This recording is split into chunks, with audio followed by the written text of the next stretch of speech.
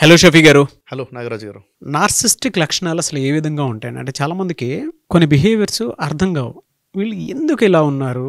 అసలు మనం ఏది చెప్పినా కూడా వాళ్ళు చెప్పిందే మనం వినాల్సి వస్తుంది తప్ప, మనం చెప్తే వినటానికి తీసుకోవడానికి కూడా రెడీగా లేరు. అసలు ఏంటిది వీళ్ళు ఇలా ఉన్నారని చెప్పేసి ప్రతి ఒక్కరికి ఒక డౌట్ వస్తూ ఉంటుంది. అవును. అర్థం గారు కొంతమంది కొన్ని క్యారెక్టరిస్టిక్స్. అసలు వీళ్ళు ఎలా ఉంటారు? నార్సిస్టిక్ క్యారెక్టరిస్టిక్స్లోకి వచ్చేటువంటి అవకాశం ఉంటుందా? వాళ్ళని ఎలా ఐడెంటిఫై చేయాలి? నాగరాజు గారు, ఈ నార్సిస్టిక్ బిహేవియర్ అంటే ఇలాంటి ఒకప్పుడు మనం చెప్పి ఆ ఫలానా వ్యక్తి అని చెప్పాలి, వెతకాలి. కానీ ఈ రోజుల్లో చాలామంది కనిపిస్తున్నారు. అంటే ఇప్పుడు వస్తున్నటువంటి జనరేషన్లో ఈ బిహేవియర్ చాలా ఎక్కువ మందిలో కనిపిస్తుంది, డెవలప్ అవుతుంది ఆ విధంగా.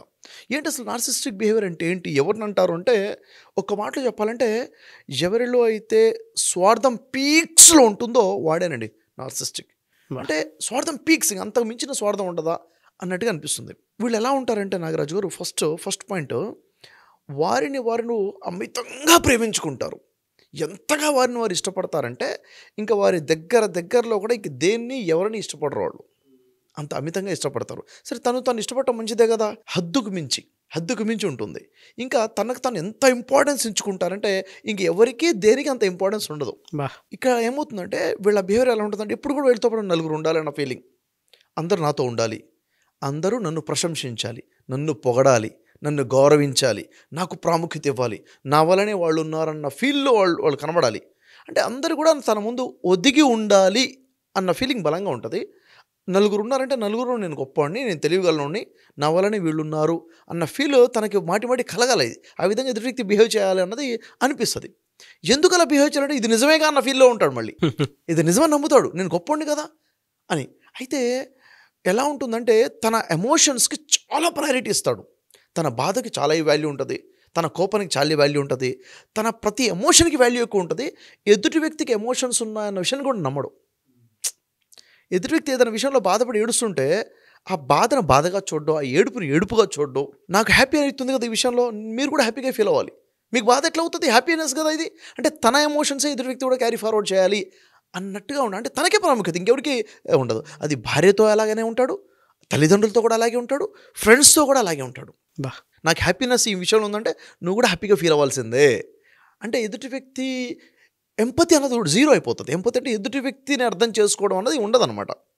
ఇది ఓ పీక్స్లో వెళ్ళిపోయి ఉంటుంది.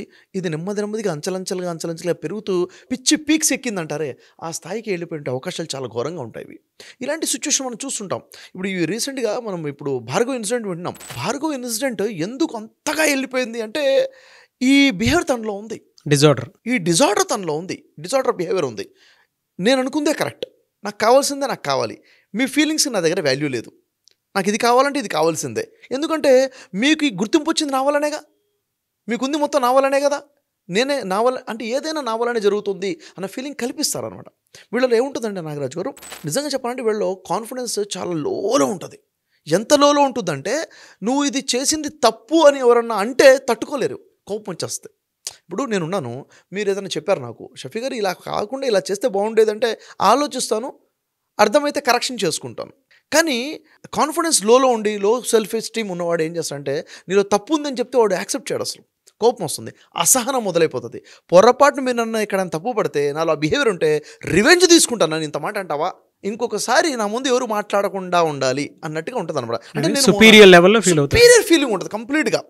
సో ఇప్పుడు ఇది ఎలా భార్గవ్ విషయంలో ఎలా సార్ అసలు ఇది అంటే చూడండి, ఫర్ ఎగ్జాంపుల్ చూడండి, ఇప్పుడు ఈ ఇన్సిడెంటే జరిగింది. 14 సంవత్సరాల అమ్మాయి ఉంది, వీళ్ళిద్దరి మధ్యన ఒక అండర్స్టాండింగ్ ఉందో, ప్రేమ ఉందో, ఏదో ఉంది, జరిగింది. తర్వాత నేను చెప్పినట్టుగా నువ్వు చేయాల్సిందే అన్న ఫీలింగ్, నువ్వు నా కోసం ఉపయోగపడాలి అంటే వీళ్ళు ఇంకో బిహేవియర్ ఏముంటుందంటే నాగరాజు గారు, వీళ్ళు మోసపూరితమైన మాటలు, మోసపూరితమైన బిహేవియర్ ఉంటుంది వీళ్ళలో.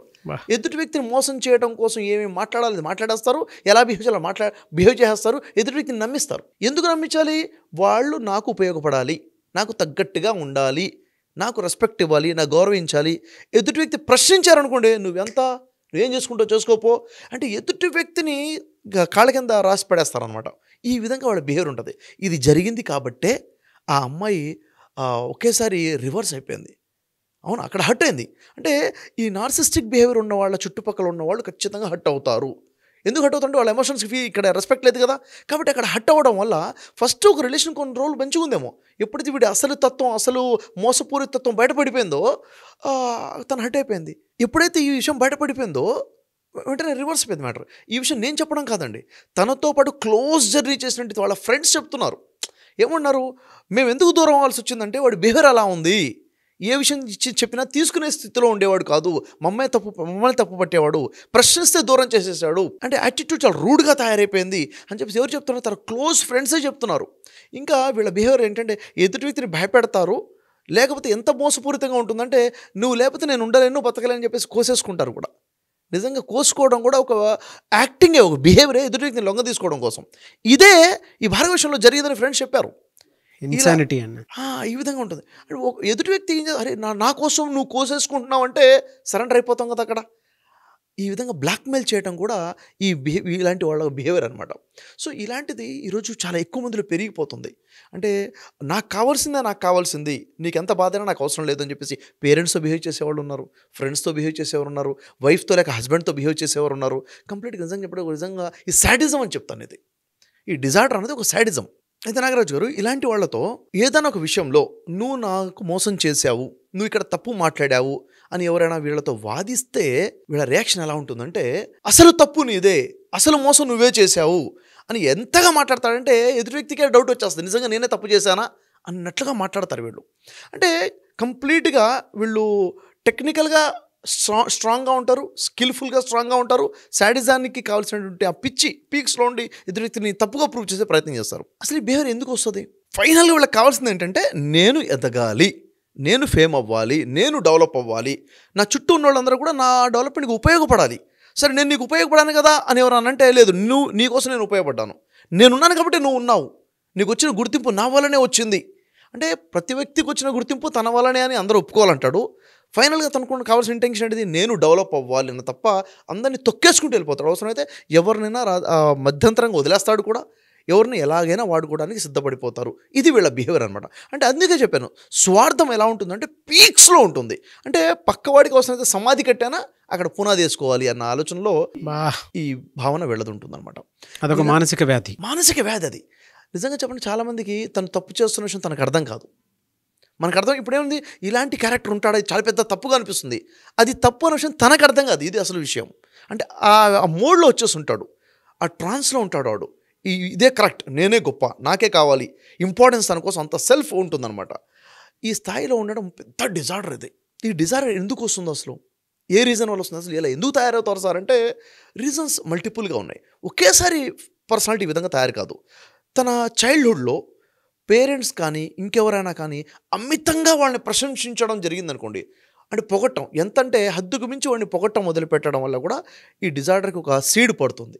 హద్దుకు మించి పొగడకూడదు. ఇంకోటి ఏంటంటే హద్దుకు మించి విమర్శిస్తూ ఉంటారు కొంతమంది, క్రిటిసైజ్ చేస్తుంటారే. ఈ క్రిటిసిజం ఓవర్గా జరిగినా కానీ ఈ బిహేవియర్ స్టార్ట్ అవుతుంది. అంటే ఏది కూడా అతి మంచిది కాదు, పొగడడం మంచిది కాదు, విమర్శించడం కూడా మంచిది కాదు. పేరెంటింగ్ విషయంలో జాగ్రత్తగా చూడాల్సింది ఏంటంటే పిల్లల్ని మీరు ఎలా చూస్తున్నారు, ఏ విషయంలో అప్రిషియేట్ చేయాలో అప్రిషియేటే చేయండి, అతిగా పొగడబాకండి. విమర్శించడం తప్పును చెప్పండి, కానీ క్రిటిసిజం ఓవర్గా చేయబాకండి, ఎందుకంటే ఇలాంటి పర్సనాలిటీ డెవలప్ అయ్యే అవకాశం ఉంటుంది. ఇంకోటి ఏంటంటే నాగరాజు గారు, ఈ బిహేవియర్ ఎవరెవరు ఉంటుందని రెండు రకాలుగా చెప్పొచ్చు. ఒకటి ఏంటంటే ఒక వ్యక్తికి ఓవర్ కాన్ఫిడెన్స్ ఉంటుంది, అర్ధాంతరంగా ఏదో పెద్ద హోదా అధికారం ఏదో వచ్చి ఉంటుంది, ఆ టైంలో ఇలాంటి బిహేవియర్ చూపిస్తుంటారు. అంటే నేను చాలా గొప్ప అన్న ఫీలింగ్ క్రియేట్ అయిపోతుంది, ఆ ట్రాన్స్లోకి వచ్చేస్తాడు. ఒకటి. రెండోది ఏంటంటే చాలామంది లోపల కొన్ని లోపాలు ఉండి ఆ లోపాలు వాళ్ళు గ్రహిస్తారు, ఆ లోపాలు బయటపడకుండా ఉండడానికి ఈ విధంగా నటిస్తుంటారు. ఎదురు వ్యక్తిని టార్చర్ చేసేసి దానికి రివర్స్గా డిఫెన్స్లో బిహేవ్ చేస్తుంటారు అనమాట. ఈ రెండు రకాలు కూడా బిహేవియర్ ఉంటుంది. ఇలాంటి బిహేవియర్ ఒక వ్యక్తిలో ఉంది అంటే తన చుట్టూ ఉన్న వాళ్ళందరూ కూడా టార్చర్ ఏది, భార్యకైనా, తల్లిదండ్రులకైనా, తమ్ముడికైనా, అక్కకైనా, హస్బెండ్కైనా, ఎవరికైనా పెద్ద టార్చర్. ఇలాంటి వాళ్ళ రిలేషన్స్ లాంగ్ రిలేషన్స్ ఉండవు, బ్రేకప్స్ అయిపోతూ ఉంటాయి. ఇలాంటి రిలేషన్స్ లాంగ్ రిలేషన్స్ బ్రేకప్ అయిపోతూ ఉంటుంది. అందరి బుక్స్లో కూడా బ్యాడ్ బుక్స్లోనే వీళ్ళు ఉంటారు. అయితే ఫైనల్గా వీళ్ళ వల్ల చుట్టుపక్కల వాళ్ళకి నష్టం అంటే లిమిటెడ్లో చుట్టుపక్కల నష్టము, కానీ అంతిమంగా లైఫ్ టైంలో లాస్ అయ్యేది ఎవరంటే లూజర్స్ వీళ్ళే అని చెప్పాలి. అంటే వాళ్ళే పెద్ద శత్రువులుగా మారిపోతారు. సరే, వీటిని ఓవర్కమ్ అవ్వడానికి ఏదైనా ఆన్లైన్ కోర్సెస్ కానీ అలాంటివి ఏమైనా ఉంటాయి సార్ మీ దగ్గర? ఎస్, యాక్చువల్గా ఇలాంటి పర్సనాలిటీ ఓవర్కమ్ అవ్వడం తనకెంత అవసరమో సొసైటీకి అంతే అవసరం. ఎందుకంటే వీళ్ళకి ఏం చేయాలి సార్, పాయింట్ వైజ్గా చూసుకున్నట్లయితే ఇలాంటి వాళ్ళు ఎలా బయటపడాలి అంటే ఫస్ట్ ఈ వ్యక్తికి ఎంపతీని ప్రాక్టీస్ చేయించాలి. ఎంపతీ అంటే ఏంటి, ఎదుటి వ్యక్తి ఫీలింగ్స్ని అర్థం చేసుకోవడం ప్రాక్టీస్ చేయించాలి. ఇది ఒక థెరపీ ఉంటుంది. ఆ థెరపీ వాళ్ళకి చాలా బలంగా ఉపయోగపడుతుంది. ఇంకోటి ఏంటంటే importance and reality of individuality చెప్పాలి వాళ్ళకి. నువ్వు మాత్రమే కాదురా బాబు, ఎదుటి వ్యక్తికి కూడా ఒక ఇండివిడ్యువాలిటీ ఉంది, తనకే ఫీలింగ్స్ ఉన్నాయి, తనకి ఒక ఎమోషన్స్ ఉన్నాయి అనే విషయం తనకి అర్థమయ్యే విధంగా చెప్పాలి. ఇది ఒక కౌన్సిలింగ్ ద్వారా, ఒక థెరపీ ద్వారా పాసిబుల్ అవుతుంది. ఇలాంటి వాళ్ళ థెరపీ ద్వారా బయటికి తీసుకొస్తే తనకి హెల్ప్ చేసిన వాళ్ళం అవుతాము. లేకపోతే తన వల్ల అందరికీ నష్టమే, తనకు కూడా చాలా పెద్ద నష్టం అవుతుంది. అలా ఆన్లైన్ కోర్సెస్ ఏమైనా ఉన్నాయండి మీ దగ్గర? దీనికోసం లైఫ్ కోర్సెస్ స్కిల్స్ కూడా ఉన్నాయి. యాక్చువల్గా అంటే ఈ లైఫ్ స్కిల్స్ గురించి చాలామంది పేరెంట్స్ పిల్లలకి పేరెంటింగ్లో చాలా వెనకబడి ఉన్నారు. ఏం చెప్పాలో తెలియదు. స్కూల్లో కూడా ఇలాంటి ఎడ్యుకేషన్ ఉండదు. ఈ లైఫ్ స్కిల్స్కి సంబంధించి స్పెషల్గా వర్క్షాప్ ఉంది నాగరాజు గారు. 12 hours ఆన్లైన్ వర్క్షాప్ ఉంది, రికార్డెడ్ వర్క్షాప్ ఇది. ప్రతి పేరెంట్ కూడా ఈ వర్క్షాప్ తీసుకొని పిల్లలకు చూపించాలి. దీనికోసం ఏంటంటే ఎనీ టైం వాళ్ళు ఎన్రోల్ చేసుకోవచ్చు, చూసుకొని పేరెంట్స్ చూడాలి, పిల్లలు కూడా చూడాలి. అప్పుడు లైఫ్లో ఎలా ఉండాలి, ఎలా ఉండకూడదు, ఈ బిహేవియర్ రాకుండా ఒక వ్యక్తి తను ఎలా కాపాడుకోవాలి, గుడ్ హ్యాబిట్స్ ఎలా తెచ్చుకోవాలి, ఇవన్నీ పాయింట్స్ మీద చాలా అద్భుతమైన 12 hours ఆన్లైన్ వర్క్షాప్ ఉంది. ఇది చాలా యూజ్ అవుతుంది. ఆన్లైన్ ఉంటుంది. ఓకే, ఎలా మిమ్మల్ని అప్రోచ్ అవ్వచ్చు సార్? అదే అంటే ప్రతి పేరెంట్ పిల్లలకు కావాల్సినటువంటి లైఫ్ స్కిల్స్ నేర్పించడం కోసం, ఎలాగో సంక్రాంతిలో అయినా సరే పిల్లలు ఇంట్లోనే ఉంటారు, సో అది మిమ్మల్ని అప్రోచ్ అవ్వచ్చా దానికి? ఆ కోర్స్ ఖచ్చితంగా ఏంటంటే నాగరాజు గారు 2 వేస్ ఉన్నాయి. ఒకటి, మన దగ్గర ఉన్నటువంటి ఆన్లైన్ వర్క్షాప్ అటెండ్ అయ్యి కూడా లాభాన్ని పొందొచ్చు. రెండోది, లేదు సార్ స్పెషల్గా నాకు ఏదైనా కౌన్సిలింగ్ కావాలి, థెరపీ కావాలి మా పిల్లవాడికి అంటే ఖచ్చితంగా వాళ్ళు పర్సనల్గా కాంటాక్ట్ చేస్తే వాళ్ళకి టైం ఇద్దాం, థెరపీ కోసం సపోర్ట్ చేద్దాం మనం ఖచ్చితంగా. డెఫినెట్గా. Thank you so much Shafi గారు. Thank you.